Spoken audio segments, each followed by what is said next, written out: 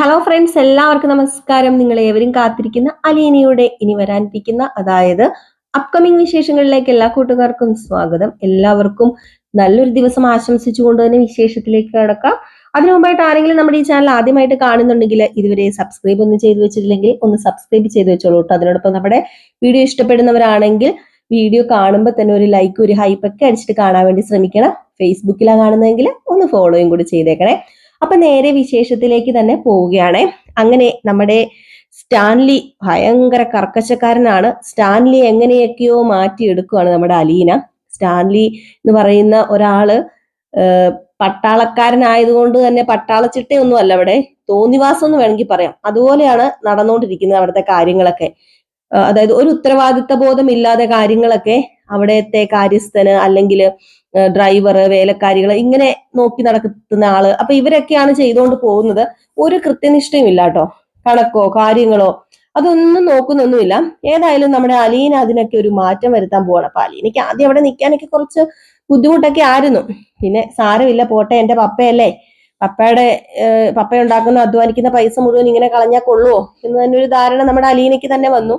പിന്നെ ഔതക്കുട്ടിച്ചായൻ ഉണ്ടല്ലോ, ഔതക്കുട്ടിച്ചായൻ അലീനയുടെ പെറ്റാണ് കേട്ടോ.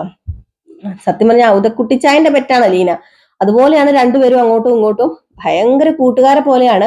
അലീനയ്ക്ക് ഔതക്കുട്ടിച്ചായനാണ് അവിടെ ഒരു ആശ്വാസം എന്ന് പറയുന്നത്. അങ്ങനെ കുറച്ച് നിരാഹാരത്തിന്റെ ഒക്കെ കാര്യമാണ് കഴിഞ്ഞ ദിവസം ഞാൻ നിങ്ങളോട് പറഞ്ഞത്. നമ്മുടെ അലീന നിരാഹാരം കിടക്കുകയായിരുന്നു. വേസ്റ്റ് ആക്കി കളിയാണ് ഫുഡൊക്കെ. മാത്രമല്ല, ഞാൻ അടുക്കളയിൽ കയറി ഞാൻ ഉണ്ടാക്കിക്കോളാം, വേറെ ആരും ഉണ്ടാക്കണ്ട, ഞാൻ ഉണ്ടാക്കിക്കോളാം, ഇത്രയ്ക്കും വേസ്റ്റ് ആക്കി ഒന്നും കളയേണ്ട ഒരു ആവശ്യമില്ലല്ലോ. അപ്പൊ അങ്ങനെയൊക്കെ അതൊക്കെ ആയതുകൊണ്ട് തന്നെ നമ്മുടെ അലീനയ്ക്ക് ഭയങ്കരമായിട്ടും വെറുപ്പൊക്കെ ആയിരുന്നു. ഇങ്ങനെ ഇത്രോ ഫുഡൊക്കെ കളഞ്ഞു കഴിഞ്ഞിട്ടുണ്ടെങ്കിൽ എങ്ങനെയാ ശരിയാവുന്നത്? അനാഥാലയത്തിലൊക്കെ എത്ര പേര് ഫുഡിന് വേണ്ടി ഇങ്ങനെ ഒരു ദിവസത്തെ ഫുഡിന് വേണ്ടി വെയിറ്റ് ചെയ്തിരിപ്പുണ്ടെന്ന് അറിയാമോ? അപ്പൊ അങ്ങനെയൊക്കെ ചോദിച്ചു. സ്റ്റാൻലിക്ക് അതൊന്നും ഇഷ്ടപ്പെട്ടില്ല. ഏതായാലും ഒടുക്ക നമ്മുടെ സ്റ്റാൻലി കീഴടങ്ങി. ഔതക്കുട്ടിച്ചായനും അലീനയുടെ കൂടെ കൂടി നിരാഹാരത്തിന് വേണ്ടി. ഏതായാലും അങ്ങനെ ഔതക്കുട്ടിച്ചായനും നമ്മുടെ അലീനയും കൂടെ സ്റ്റാൻലിനെ ലാലിച്ചൻ എന്ന് പറയാട്ടോ, നമുക്ക് ലാലിച്ചൻ എന്നാണല്ലോ സ്റ്റാൻലിയുടെ പേര്. അപ്പം അങ്ങനെ നമ്മുടെ ലാലിച്ചൻ കീഴടങ്ങി. അങ്ങനെ അലീനയാണ് ഇപ്പൊ അവിടുത്തെ പാചകവും കാര്യങ്ങളും ഒക്കെ. അതുകൊണ്ട് കറക്റ്റ് നീറ്റ് ആൻഡ് ക്ലീൻ ആയിട്ടാണ് കാര്യങ്ങൾ ചെയ്യുന്നത്. 10-12 കൂട്ടം കറികളൊന്നും ഉണ്ടാക്കുന്നില്ല. ഒരാൾക്ക് ഭക്ഷണം കഴിക്കാന് ഒരു 3 കൂട്ടം കറി കൂടുതലൊന്നും വേണ്ടെന്നും പറഞ്ഞ് നമ്മുടെ അലീന ഒരു ചിട്ടയൊക്കെ അവിടെ കൊണ്ടുവന്ന് ഒരു 3-4 കൂട്ടം കറികളൊക്കെ മാത്രമാണ് അലീന ഉണ്ടാക്കുന്നത്. ഇത് വെച്ച് കഴിക്കാവുന്നത് കഴിച്ചാൽ മതി, അല്ലാതെ ദൂർത്തടുപ്പ് ഇനി ഇവിടെ പാടില്ല എന്ന തീരുമാനം തന്നെ അലീന എടുത്തു. ഏതായാലും നമ്മുടെ സ്റ്റാൻലിക്ക് വേറെ വഴിയില്ലായിരുന്നു. സ്റ്റാൻലി അതൊക്കെ കേട്ടനുസരിച്ച് പോവുകയാണ്. എന്നാലും അലീനയോട് സ്നേഹമൊക്കെ ഉണ്ട് കേട്ടോ. ഏതായാലും ഇങ്ങനെ ഇരിക്കുമ്പോഴാണ് നമ്മുടെ റീത്താമ്മേനെ നിങ്ങൾക്ക് അറിയായിരിക്കുമല്ലോ. റീത്താമ്മ എന്ന് പറയുന്നത് ഈ പറയുന്ന സ്റ്റാൻലിയുടെ ഭാര്യയുടെ ചേച്ചിയാണ്. അതായത് നമ്മുടെ ലാലിച്ചന്റെ ഭാര്യയുടെ ചേച്ചി. അപ്പൊ റീത്താമ്മ കാര്യങ്ങളൊക്കെ പോയി ചെന്ന് അവിടെ കുറെ അവതരിപ്പിച്ചു. അങ്ങനെ മൊത്തം പാട്ടായി. അലീന എന്ന് പറയുന്ന ഒരു പെൺകുട്ടി വന്ന് താമസിക്കുന്നുണ്ട്. അങ്ങനെ ഫുള്ള് പാട്ടായി. അപ്പൊ അവര് പള്ളിക്കാരെയും പട്ടക്കാരെയൊക്കെ ആയിട്ട് വരുന്ന ദിവസമാണ് കേട്ടോ ഇന്ന്. അപ്പൊ പള്ളിക്കാരും പട്ടക്കാരും രാഷ്ട്രീയക്കാരൊക്കെ ആയിട്ട് നമ്മുടെ റീത്താമ്മയും അതുപോലെ സ്റ്റാൻലിയുടെ ഭാര്യയുടെ പേര് എൽസമ്മ എന്നാണ്. അപ്പൊ പുള്ളിക്കാരിയും 2 മക്കളുണ്ട് അവർക്ക്. അതായത് നമ്മുടെ സ്റ്റാൻലിക്കും എൽസമ്മയ്ക്കും കൂടെ 2 മക്കളാണ്. ഒരു കൊച്ച് കുറച്ച് ബുദ്ധി കുറവുള്ള ഒരു കുട്ടിയാണ് കേട്ടോ. വളർച്ചയുടെ അത്രയും ബുദ്ധി ഇല്ല ആ പെൺകുട്ടിക്ക്. അപ്പൊ അങ്ങനെ കുറച്ച് പ്രശ്നങ്ങളൊക്കെ ഉള്ള ഒരു കുട്ടിയാണ്. പിന്നെ ഒരെണ്ണം നമ്മുടെ അലീനെ പോലെ തന്നെ ഇരിക്കുന്ന കുട്ടി കഴിഞ്ഞ ദിവസം വന്നിട്ടുണ്ടായിരുന്നു വീട്ടില്, നമ്മുടെ റീത്താമ്മയുടെ കൂടെ. അപ്പൊ ആ കുട്ടിയൊക്കെയാണ്. അപ്പം ഇവരെല്ലാവരും കൂടെ വരുന്ന ദിവസമാണ് ഇന്ന്. നമ്മുടെ അലീനെ അവിടെ നിന്ന് ആട്ടി പായിക്കാൻ വേണ്ടി അല്ലെങ്കിൽ ഓടിക്കാൻ വേണ്ടി വരുന്നതാണ്. അങ്ങനെ അവിടെ അതിനു മുമ്പായിട്ട് തന്നെ കുറച്ച് കള്ളത്തരവും കാര്യങ്ങളൊക്കെ നമ്മുടെ അലീന കൈയോടുകൂടി പൊക്കുന്നുണ്ട്. അവിടുത്തെ വീട്ടിലെ ജോലിക്കാരനും അതുപോലെ തന്നെ വീട് നടത്തിപ്പുകാരനും ഡ്രൈവറും ഒക്കെ കൂടി കുറച്ച് കള്ളത്തരം കാണിക്കുന്നുണ്ട്. ആ കള്ളത്തരം കൈയോടുകൂടി അലീന പൊക്കുക. അപ്പൊ അലീന ആ കള്ളത്തരം പൊക്കുന്നു. അപ്പൊ അലീന ആ കള്ളത്തരം പൊക്കുന്ന സംഭവം നമ്മുടെ സ്റ്റാൻലിക്ക് അറിയത്തില്ല. പക്ഷെ ഔതക്കുട്ടിച്ചായനോട് അലീന കാര്യങ്ങളൊക്കെ പറയാണ്. അങ്ങനെ ഔതക്കുട്ടിച്ചായൻ അറിഞ്ഞു. ഔതക്കുട്ടിച്ചായൻ പറഞ്ഞു, ഒരു ശിക്ഷ കൊടുക്കണമല്ലോ ഇവന്മാർക്ക്. എന്താണ് ശിക്ഷ കൊടുക്കേണ്ടത്? നമുക്കിത് സ്റ്റാൻലിയോട് പറയണ്ടേ, അവന്മാർ ചെയ്തത് മോശമല്ലേ എന്നൊക്കെ. അതിനു മുമ്പായിട്ട് അലീന കുറെ എന്താ പറയുക ഉപദേശിക്കുകയും ശാസിക്കുകയും ഒക്കെ ചെയ്തു കേട്ടോ. ഈ പറയുന്ന പൗലോസ് എന്നാണ് പേര്. നോക്കി നടത്തുന്ന ആളുടെ പേര് പൗലോസ്. അതുപോലെ ബൈജു ഡ്രൈവർ. അപ്പൊ ഇവരെയൊക്കെ കുറെ എന്താ പറയുക നമ്മുടെ അലീന ശാസിക്കുകയും ഉപദേശിക്കുകയൊക്കെ ചെയ്തു. അപ്പൊ ഔതക്കുട്ടിച്ചായൻ പറഞ്ഞു, കള്ളത്തരം ഏതായാലും കള്ളത്തരം തന്നെയല്ലേ, അല്ലേ? അപ്പൊ കള്ളത്തരം കാണിച്ചത് കൊണ്ട് തന്നെ നമുക്ക് സ്റ്റാൻലിയോട് പറയണ്ടേ, സ്റ്റാൻലി അത്രയ്ക്കും വിശ്വസിച്ചിരിക്കുകയാണ് അവരെ. കാരണം അത്രയ്ക്കും വിശ്വസിച്ചത് കൊണ്ടാണല്ലോ എല്ലാ കാര്യങ്ങളും മൊത്തം കൈകാര്യം ചെയ്യാനായിട്ട് ഉള്ള ഒരു അവസരം കൊടുത്തിരിക്കുന്നത്, അങ്ങനെ ചെയ്യുന്നത്. അപ്പൊ ഇനിയും മുതലെടുക്കൂല എന്ന് പറയുമ്പോഴത്തേക്കും നമ്മുടെ അലീന പറയുന്നുണ്ട്, എന്റെ പൊന്നു വല്യപ്പച്ച, തെറ്റ് ചെയ്യാത്തവരാരാ ഉള്ളത് വല്യപ്പച്ച? അവരൊരു തെറ്റ് ചെയ്തിട്ടുണ്ടെങ്കിൽ നമുക്ക് അങ്ങ് ക്ഷമിക്കത്തില്ലേ? ഒന്ന് ക്ഷമിച്ചെന്നോർത്ത് കുഴപ്പമൊന്നും ഇല്ലല്ലോ. അപ്പൊ അതുകൊണ്ട് വല്യപ്പച്ച നമുക്ക് അങ്ങ് ക്ഷമിച്ചേക്കാം, നമുക്ക് നോക്കാം. ഏതായാലും ഞാനിവിടെ ഉണ്ടല്ലോ, നമുക്ക് നോക്കാം ഇനി തെറ്റ് ചെയ്യുന്നുണ്ടോ, ഇനി കള്ളത്തരം കാണിക്കുന്നുണ്ടോ എന്നൊക്കെ നമുക്ക് നോക്കിയിട്ട് ഒരു കാര്യം ചെയ്യാം, ക്ഷമിക്കാം. ഈ പ്രാവശ്യം വിട്ടുകളാ വല്യപ്പച്ച, വേണ്ട, നമുക്ക് പറയണ്ട. എന്റെ അപ്പന്റെ സ്വഭാവം എനിക്ക് അറിയാം. ഇപ്പം ഞാൻ ഇച്ചിരി നാളായതേ കണ്ടിട്ടുള്ളൂ.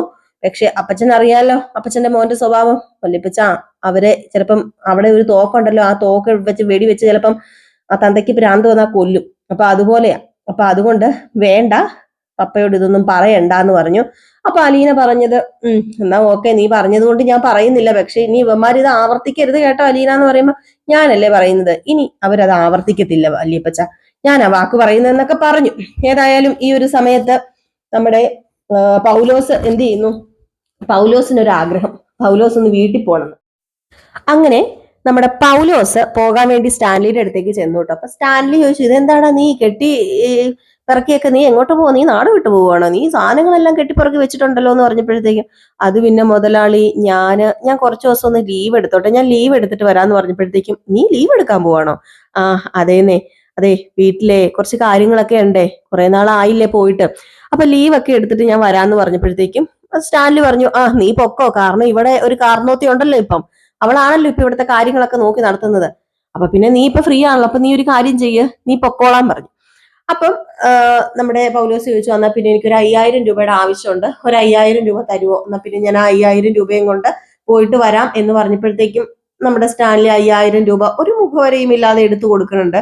പൈസക്കോ അങ്ങനെയൊന്നും സ്റ്റാൻലിക്ക് ഒരു പ്രശ്നമില്ല കേട്ടോ. അപ്പൊ എടുത്തു കൊടുത്തു. നമ്മുടെ പൗലോസ് നേരെ പോവുകയാണ്. അപ്പൊ ബൈജു ഒക്കെ കാത്തിരിക്കുകയാണ് പൗലോസിനെ. എന്താണ് ഇനിയിപ്പോ സ്റ്റാൻലി വിവരം വല്ലതും അറിഞ്ഞോന്ന് അറിയത്തില്ലല്ലോ. അപ്പൊ സ്റ്റാൻലി അറിഞ്ഞെങ്കിൽ പൗലോസിനെ വഴക്ക് പറയും, പൗലോസിനെ ഇറക്കി വിടും. അപ്പൊ അങ്ങനെയുള്ള കാര്യങ്ങളൊക്കെ ചെയ്യൂലോ. അപ്പൊ പൗലോസ് പോയിട്ടുണ്ടല്ലോ, അപ്പൊ അതുകൊണ്ട് പൗലോസിനെ കാത്തിരിക്കുകയാണ്. അപ്പൊ പൗലോസ് ചെന്ന ഉടനെ തന്നെ ബൈജു ഒക്കെ ചോദിച്ചു, എന്താ ഈ കാര്യങ്ങള്, ആ പെങ്കുച്ചി കാര്യങ്ങളൊക്കെ പറഞ്ഞോ, ആ പെങ്കുച്ചി കാര്യങ്ങളൊക്കെ മുതലാളിയോട് പറഞ്ഞോ എന്ന്. അപ്പൊ പറഞ്ഞു, ഏയ് അവളെ മുതലാളിയോടൊന്നും പറഞ്ഞില്ലെന്ന് തോന്നുന്നു ബൈജു. മുതലാളി എന്നോടൊന്നും പറഞ്ഞില്ല, മുതലാളി സാധാരണ എന്നോട് സംസാരിക്കുന്ന രീതിയിൽ എന്നോട് സംസാരിച്ചതെന്ന് പറയുമ്പോ, അപ്പം ആ പെങ്കൊച്ചൊന്നും പറഞ്ഞു കൊടുത്തില്ലേ? അല്ല പിന്നെന്താ അവള് പറഞ്ഞു കൊടുക്കാത്തത്? അപ്പൊ ഇവരിങ്ങനെ സംസാരിച്ചോണ്ട് നിൽക്കുമ്പോഴത്തേക്കും നമ്മുടെ അലീന ഈ ഒരു ടോക്ക് കേൾക്കുകയാണ് കേട്ടോ. അപ്പൊ അലീന ഈ ഒരു ടോക്ക് കേൾക്കുന്നു. അപ്പൊ അലീന എന്ത് ചെയ്യുന്നു, അലീന വരികയാണ്. അപ്പൊ അലീന വന്നിട്ട്, അതെ, നിങ്ങൾ എന്താ വിചാരിച്ചത്, ഞാൻ ഇപ്പൊ തന്നെ പോയി എല്ലാം പറഞ്ഞു കൊടുക്കുന്നതാണോ വിചാരിച്ചത് എന്നിങ്ങനെ ചോദിച്ചു. ഞാൻ അങ്ങനെ പൊടുപ്പും തൊങ്ങലും വെച്ചൊന്നും ഒരു സാധനം ഒരിടത്ത് പോലും പോയി പറയാറില്ല പൗലോസേട്ടാ. അതിന്റെ ആവശ്യമുണ്ടോ എനിക്ക്? നിങ്ങൾ ഒരു തെറ്റ് ചെയ്തു, അല്ലെങ്കിൽ നിങ്ങൾ ഒരു കള്ളത്തരം ചെയ്തു, അത് ഈ അലീന കണ്ടുപിടിച്ചു. ഈ അലീന കണ്ടുപിടിക്കുമ്പം അലീന എന്താ ചെയ്യേണ്ടത്? വേറെ ഒന്നും അല്ല അലീന ചെയ്യേണ്ടത്. ഈ തെറ്റ് നിങ്ങൾ ചെയ്തത് എന്തുകൊണ്ടാണ്? അതിന് സാഹചര്യം ഉണ്ടാക്കി തന്നത് എന്റെ പപ്പ തന്നെയാണ്. അപ്പൊ നിങ്ങൾ ചെയ്ത അതേ തെറ്റ് തന്നെയാണ്, അതിനേക്കാൾ കൂടുതൽ തെറ്റ് തന്നെയാണ് എന്റെ പപ്പ ചെയ്തിരിക്കുന്നത്. എന്റെ പപ്പയ്ക്ക് കഴിവും സാമർഥ്യവും ഇല്ലാത്തത് കൊണ്ടാണ് എന്റെ പപ്പ എന്ത് ചെയ്തത്? എന്റെ പപ്പ നിങ്ങൾ ഇതെല്ലാം ഏൽപ്പിച്ചത്. അപ്പം നിങ്ങളെ മാത്രം കുറ്റം പറഞ്ഞിട്ട് കാര്യമില്ലല്ലോ. നിങ്ങൾ മാത്രം കുറ്റം പറയുന്നത് ശരിയാണോ? അല്ലല്ലോ. അപ്പൊ അതുകൊണ്ടാണ് ഞാൻ ഈ കാര്യം ചെന്ന് എന്റെ പപ്പയോട് പറയാത്തത്. അതുകൊണ്ട് നിങ്ങൾ ഇത് വീണ്ടും മുതലെടുക്കാൻ നോക്കരുത്. അതെ, നിങ്ങൾക്ക് ആവശ്യത്തിലേറെ പൈസ എന്റെ പപ്പ തരുന്നില്ലേ? എന്റെ പപ്പ നിങ്ങൾക്ക് ആവശ്യത്തിലേറെ പൈസ തരുന്നുണ്ട്. അപ്പൊ പിന്നെ എന്തിനാ വെറുതെ ഇപ്പൊ തന്നെ അതേ പൗലോസിയേട്ടൻ ഇവിടുന്ന് പോകുക പറഞ്ഞപ്പോഴത്തേക്കും എന്റെ പപ്പ എത്ര രൂപയാ കൈ കഴിഞ്ഞ് തന്നിരിക്കുന്നത്? ചോദിച്ചില്ലേ 5000 രൂപ? ഇനിയിപ്പൊ 10000 ആണെങ്കിലും എന്റെ പപ്പ അത് എടുത്തു തരും. അപ്പൊ പിന്നെ പൗലോസേട്ടൻ കാണിച്ചത് ശരിയാണോ എന്ന് ചോദിച്ചപ്പോഴത്തേക്കും, കുഞ്ഞെ ക്ഷമിക്കൂ കുഞ്ഞെ, ഇനി ഒരിക്കലും ഞാൻ ഈ കള്ളത്തരം കാണിക്കത്തില്ല, കുഞ്ഞി പ്രാവശ്യം എന്നോട് ക്ഷമിക്കുക എന്നിങ്ങനെ പറയണപ്പോഴത്തേക്കും ബൈജുവും പറഞ്ഞു, മോളെ എന്നോടും ക്ഷമിക്കുക, ഒരു തെറ്റ് പറ്റിപ്പോയി, ഞാൻ പറഞ്ഞല്ലോ ഇനി ഒരിക്കലും ഞങ്ങൾ കള്ളത്തരം കാണിക്കില്ല എന്ന് പറഞ്ഞ് അവര് നമ്മുടെ അലീനയുടെ മുമ്പിൽ മാപ്പ് ചോദിക്കുകയാണ്. ഒരുപക്ഷെ ഇത് നമ്മുടെ ലാലിച്ചിനോട് പറഞ്ഞിരുന്നെങ്കിൽ ഈ പറയുന്ന പൗലോസും ബൈജു ഒക്കെ വീണ്ടും കള്ളത്തരത്തിന്റെ പുറത്ത് കള്ളത്തരം ചെയ്ത് കൂട്ടുമല്ലേ ഉള്ളൂ. അതുകൊണ്ടാ ഞാൻ പറയാതിരുന്നതെന്ന് പറഞ്ഞു കേട്ടോ. ഏതായാലും ഇവർക്കും അലീനയോട് നല്ലൊരു മതിപ്പ് തോന്നുവാണ് കേട്ടോ. കാരണം അലീന പോയി പറഞ്ഞില്ലല്ലോ. അപ്പൊ ഇതൊക്കെ കഴിഞ്ഞ് അലീന റൂമിൽ നിൽക്കുന്നു. അവിടെ കുട്ടിച്ചായൻ ഇതിലൊക്കെ നടക്കുന്നു, ഇതിലെ എന്തൊക്കെയോ നോക്കിയൊക്കെ നടക്കുന്നു. കുറെ പട്ടികളൊക്കെ പുറകെ വരുമ്പോഴത്തേക്കും അവിടെ കുട്ടിച്ചായൻ പട്ടീനെ അടിച്ച് ഓടിക്കുന്നു. അപ്പോഴത്തേക്കും സ്റ്റാൻലി അപ്പുറം ഉണ്ട് കേട്ടോ. അപ്പൊ സ്റ്റാൻലി പറയുന്നുണ്ട്, വേണ്ട വേണ്ട, പട്ടികളെ തൊട്ട് കളിക്കല്ലേ, പട്ടികളെ തൊട്ട് കളിച്ചാൽ വിവരം പറയുന്നുണ്ട്. ഏതായാലും ഈ സമയത്ത് ഒരു വലിയൊരു വണ്ടിയും അതിന്റെ പുറകെ, വലിയൊരു വണ്ടിയല്ല, കുറെ വണ്ടികൾ, ഒരു ഇന്നോവ ഉണ്ട്, കാർ, അങ്ങനെ കുറെ വലിയ വണ്ടികൾ വന്ന് നിൽക്കുകയാണ് നമ്മുടെ സ്റ്റാൻലിയുടെ വീട്ടിന്റെ മുറ്റത്ത്. അലീന ഒളിഞ്ഞു നോക്കി കേട്ടോ. അലീന ഒളിഞ്ഞു നോക്കല്ല, ജനലിൽ കൂടി ഇങ്ങനെ നോക്കി. ജനലിൽ കൂടി ഇങ്ങനെ നോക്കി കഴിഞ്ഞപ്പോഴത്തേക്കും എന്താ കുറെ വണ്ടികളൊക്കെ നിൽക്കുന്ന വന്ന് കണ്ടു. അപ്പോഴത്തേക്കും അതിൽ നിന്ന് നമ്മുടെ എൽസമ്മയും അതുപോലെ എൽസമ്മയുടെ 2 മക്കള്, റീത്താമ്മ, ഒരു പള്ളി വികാരി, പിന്നെ എന്താ, പിന്നെ രാഷ്ട്രീയക്കാര് പോലത്തെ കുറച്ച് വെള്ളയിട്ട കുറച്ച് ആൾക്കാര്, അതുപോലെ ഇവരുടെ ബന്ധുമിത്രാദികള്, അപ്പം ആങ്ങളമാരെ, ഇങ്ങനെയൊക്കെ എല്ലാവരും കൂടെ വന്ന് ഇറങ്ങുന്നുണ്ട്. കാര്യം കുട്ടിച്ചായന് പിടികിട്ടി. നമ്മുടെ അലീനയെ ഇവിടെ നിന്ന് ഓടിക്കാൻ വേണ്ടിയുള്ള വരവാണെന്ന് മനസ്സിലായി. അപ്പൊ അലീന ഇങ്ങനെ നോക്കിയപ്പോഴത്തേക്ക് കുട്ടിച്ചായൻ ഓടി അലീനയുടെ അടുത്ത് ചെയ്തിട്ട് പറഞ്ഞു, മോളെ, ഈ റൂമിൽ നിന്ന് ഇറങ്ങണ്ട, ഇവിടെ ഇരുന്നോ എന്ന് പറയുമ്പോഴത്തേക്ക്, ആരാ വല്യപ്പച്ചാ വന്നിരിക്കുന്നതെന്ന് ചോദിച്ചപ്പം, ദേ ആ വരുന്നതുണ്ടല്ലോ, അതാണ് റീത്താമ്മ. ആ സ്ത്രീയെ ഞാൻ കണ്ടിട്ടുണ്ട്. ആ സ്ത്രീയാ കഴിഞ്ഞ ദിവസം ഇവിടെ വന്നിട്ട് എന്നെ ഭീഷണിപ്പെടുത്തിയതൊക്കെ. അന്ന് അതിന്റെ കൂടെ ഒരു പെങ്കൊച്ചും ഉണ്ടായിരുന്നു. അത് പപ്പയുടെ ഭാര്യയുടെ ചേച്ചിയല്ലേ എന്ന് പറഞ്ഞപ്പോ, അത് ശരിയാണ്. അതിന്റെ പുറകെ ഇപ്പൊ എൽസമ്മയും വരും. ദേ ആ 2 പെൺകുട്ടികൾ കണ്ടോ? അതില് ഒരെണ്ണം നീ കണ്ട കുട്ടി, അപ്പുറം ഒരു പെങ്കൊച്ചിനെ കണ്ടില്ലേ, അതാണ് മൂത്ത കൊച്ച്. ഞാൻ പറഞ്ഞില്ലേ ബുദ്ധിക്ക് കുറച്ച് പ്രശ്നമൊക്കെ ഉള്ള കൊച്ചുണ്ടെന്ന്. അതാണ് ആ കൊച്ചെന്നൊക്കെ പറഞ്ഞപ്പോഴത്തേക്ക്, മോളൊരു കാര്യം ചെയ്യും, ഇവിടെ ഇരിക്കുക, ഏതായാലും ഞാൻ അങ്ങോട്ടേക്ക് ചെല്ലട്ടെ, അവര് വന്നതല്ലേ, ചെല്ലട്ടെ എന്ന് പറഞ്ഞു. അങ്ങനെ അലീന എന്ത് ചെയ്തു, ആ റൂമിൽ തന്നെ ഇരിക്കുകയാണ്. അപ്പൊ അലീനയ്ക്ക് വലിയ പേടിയോ കാര്യങ്ങളോ ഒന്നും തോന്നുന്നില്ല. പേടിക്കേണ്ട ആവശ്യമില്ലല്ലോ. അലീന ഇപ്പം അവിടെ പിടിച്ചു പറിക്കാനോ അങ്ങനെയൊന്നും വന്നതല്ലല്ലോ. നമ്മുടെ സ്റ്റാൻലിയാണ് അലീനെ അവിടെ കൊണ്ട് നിർത്തിയിരിക്കുന്നത്. അപ്പൊ പേടിക്കേണ്ട ഒരു ആവശ്യമില്ലല്ലോ. അപ്പൊ അലീന പേടിച്ചൊന്നുമില്ല കേട്ടോ. അലീന ഇങ്ങനെ ഇരിക്കുകയാണ്. അങ്ങനെ ഇവര് വന്നു, ഇവരകത്തേക്ക് കയറി വന്നു. നമ്മുടെ സ്റ്റാൻലി അങ്ങനെ പെട്ടെന്നൊന്നും ഇറങ്ങി വരില്ലല്ലോ, സ്റ്റാൻലി അകത്താണുള്ളത്. ബൗദ്ധക്കുട്ടിച്ചായന് ഒരു മുന്നറിയിപ്പും ഇല്ലാതെ എന്താ ഒരു വരവ്, കയറി ഇരിക്കാനൊക്കെ പറയുന്നു. അങ്ങനെ കയറിയിരിക്കുന്നു. അവര് പള്ളി വികാരിയൊക്കെ വന്ന് അവരൊക്കെ മര്യാദയുടെ രീതിയിൽ തന്നെ വന്നങ്ങ് ഇരിക്കുന്നു. ഏതായാലും ഈ ഒരു സമയത്ത് നമ്മുടെ ഔതക്കുട്ടിച്ചായൻ ഒന്നും അറിയത്തില്ലാത്തതുപോലെ എന്താണ് ഇങ്ങോട്ടുള്ള വരവിന്റെ ലക്ഷ്യം എന്നുള്ള രീതിയിലൊക്കെ കുറച്ച് ചോദ്യങ്ങളൊക്കെ ചോദിക്കുമ്പോഴത്തേക്കും റീത്താമ്മ പറയുന്നുണ്ട്, ഞങ്ങൾ വന്ന് എന്തിനാണ് എന്നറിയാലോ. എന്നിട്ട് ഇങ്ങോട്ടൊരു ക്വസ്റ്റ്യൻ ചോദിക്കേണ്ട കാര്യമില്ല, ഇങ്ങോട്ടൊരു ചോദ്യം ചോദിക്കേണ്ട കാര്യമില്ലല്ലോ എന്നൊക്കെ റീത്താമ്മ പറയുന്നുണ്ട്. കുട്ടിച്ചായം കൂടുതലൊന്നും എന്താ പറയാ തട്ടിക്കയറാനൊന്നും പോയില്ല. ഏകദേശം ഇവരുടെ ഭാഗത്ത് ന്യായം ഉണ്ടല്ലോ. ഇപ്പൊ അവർ അന്വേഷിച്ചു വന്നത് എന്താണെന്ന് ചോദിച്ചാൽ, സ്വന്തം ഭർത്താവിന് ഒരു അവിധത്തിൽ ഒരു കൊച്ചുണ്ടെന്ന് അറിയുമ്പോൾ ആരാണേലും അന്വേഷിച്ച് ചെല്ലൂല്ലോ. അപ്പൊ അവരുടെ ഭാഗത്തും ന്യായമുള്ള കാര്യമാണ്. അപ്പൊ അതുകൊണ്ട് കൂടുതലൊന്നും ഔതക്കുട്ടിച്ചായം പറഞ്ഞില്ല. ഏതായാലും ഈ സമയത്ത് സ്റ്റാൻലി എന്തിയെ എന്നിങ്ങനെ ആങ്ങളമാര് ചോദിച്ചു. പക്ഷെ സ്റ്റാൻലി എന്തിയെന്ന് ചോദിക്കുന്നതിൽ തന്നെ ഒരു പേടിയുണ്ട് കേട്ടോ. മുട്ടു കൂട്ടി ഇടിക്കുന്ന പോലെ തോന്നുന്നുണ്ട് നമുക്ക്. കാരണം അത്രയ്ക്ക് മാത്രം പേടിയാ സ്റ്റാൻലിനെ ഇവന്മാർക്കൊക്കെ.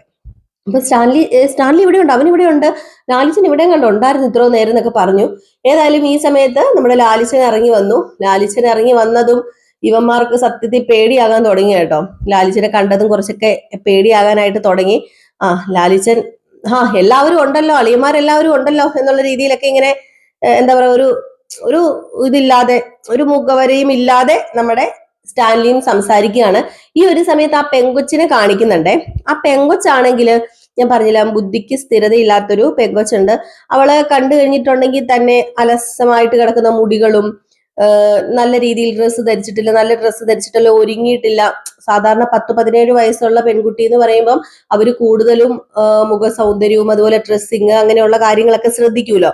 ഇപ്പൊ ആ കുട്ടി ഇതൊന്നും ശ്രദ്ധിച്ചിട്ടില്ല കേട്ടോ. ആ കുട്ടീനെ കണ്ടാൽ തന്നെ അറിയാം, അവള് അവിടെ സോഫയിൽ വന്ന് ഇരിക്കുന്നു, എണീക്കുന്നു, അതിലെ കൂടെയൊക്കെ ഓടിപ്പാഞ്ഞ് നടക്കുന്നു. ഒരു 17 വയസ്സുള്ള പെൺകുട്ടി കാണിക്കുന്നതൊന്നും അല്ല ആ കൊച്ചു കാണിക്കുന്നത്. ഏതായാലും നമ്മുടെ അലീന ഇതൊക്കെ ജനലിൽ നിന്ന് കാണുന്നു, ജനലിന്റെ ആ ഒരു പടിയിൽ കൂടി നിന്ന് കാണുന്നുണ്ട്.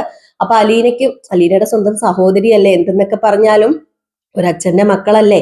അപ്പൊ അതുകൊണ്ട് തന്നെ അലീനയ്ക്ക് ആ കൊച്ചിനെ കണ്ടതും, അലീനയ്ക്ക് പ്രത്യേകിച്ച് ഇതുപോലെയുള്ള കുട്ടികളെയൊക്കെ അറിയാം, അവള് നോക്കി പരിചയിച്ചുകൊണ്ടൊക്കെ ഇരുന്നാണല്ലോ അനാഥാലയത്തിൽ ഇങ്ങനെ അസുഖക്കാരെയും അതുപോലെ ഇതുപോലെയുള്ള ബുദ്ധിക്ക് തകരാറുള്ള കുട്ടികളെയും ഒക്കെ നോക്കി സൃഷ്ടിച്ചുകൊണ്ടിരുന്ന ആയതുകൊണ്ട് തന്നെ നമ്മുടെ അലീനയ്ക്ക് നന്നായിട്ട് അറിയാം അങ്ങനെ ഒരു പ്രശ്നം ഉണ്ട് എന്ന്. അപ്പൊ അലീന ഒരു എന്താ പറയാ, എന്റെ അനിയത്തിക്ക് ഇങ്ങനെ ഒരു പ്രശ്നം ഉണ്ടല്ലോ എന്നുള്ള രീതിയിൽ വിഷമത്തോടു കൂടി തന്നെയാണ് നോക്കുന്നത്. ഏതായാലും ഈ സമയത്ത് നമ്മുടെ എൽസമ്മ കയറി റൂമിലേക്ക്, അതിക്രമിച്ച് കയറി വരിക എന്നൊക്കെ പറയുന്ന പോലെ എൽസമ്മ കയറി റൂമിലേക്ക് കയറി വന്നു. റൂമിലേക്ക് കയറി വന്ന ഉടനെ തന്നെ എൽസമ്മ ഇവളെ കണ്ടത് ഒരൊറ്റ സ്റ്റക്കായിരുന്നു കേട്ടോ. അലീനയെ കണ്ടത് സ്റ്റക്കായി പോയി എൽസമ്മ. എൽസമ്മ എന്തോ വലിയ സംഭവത്തോടു കൂടി കയറി വന്നത്. എൽസമ്മ എന്ന് പറഞ്ഞാൽ അത്രയ്ക്ക് പ്രായം കുറഞ്ഞ സ്ത്രീയൊന്നും അല്ല, അത്യാവശ്യം മുടിയൊക്കെ നരച്ചിട്ടുണ്ട്. അതുപോലെ തന്നെ നമ്മുടെ വൈജയുടെ അത്രയും പ്രായക്കുറവില്ല കേട്ടോ. കാരണം വൈജയ്ക്ക് കുറച്ച് പ്രായക്കുറവുണ്ടല്ലോ. ഇത് ഇച്ചിരി പ്രായമുള്ള ഒരു സ്ത്രീയാണ്, അത്യാവശ്യം മുടിയൊക്കെ നരച്ചിട്ടുണ്ട്, ദേഹത്ത് ഇച്ചിരി ചുളുങ്ങിയൊക്കെ അതായത് കണ്ണിന്റെ താഴെയൊക്കെ ചുളുക്കമൊക്കെ വന്നിട്ടുണ്ട്. അപ്പൊ ഇച്ചിരി പ്രായമുള്ള ഒരു സ്ത്രീ പോലെ നമുക്ക് തോന്നും. എന്നാലും ഒരു മിടുക്കത്തിയായ സ്ത്രീയാണ്. അപ്പം നേരത്തെ നല്ലൊരു സുന്ദരിയായ സ്ത്രീ ആയിരുന്നായിരിക്കാം. പ്രായത്തിൻ്റെതായ കുറച്ച് വ്യത്യാസങ്ങൾ മുഖത്തും അതുപോലെ ശരീരത്തൊക്കെ വന്നിട്ടുണ്ടതേ ഉള്ളൂ.